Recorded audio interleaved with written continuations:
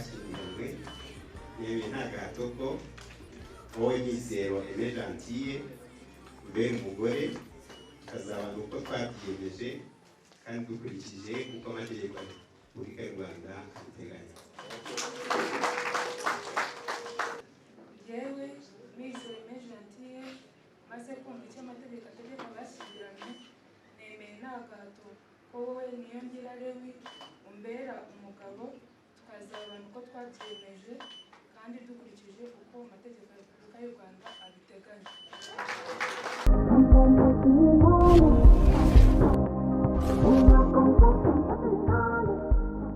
Yewe Rugabirwa Deo umwanditsi w'irangamimerere y'umurenge wa Kinyinya maze kumva amasezerano ya Niyongira Lewi na Mizero Aime Gentille bashyingiranywe nk'uko amategeko abiteganya.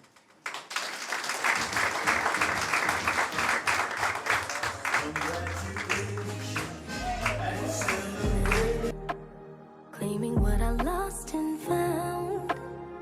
I'm on this journey, returning to the old me, so I can fix your lonely. So why you call me a buyer? Call me a buyer because I know they tire. I do anything to hold on to you, buyer.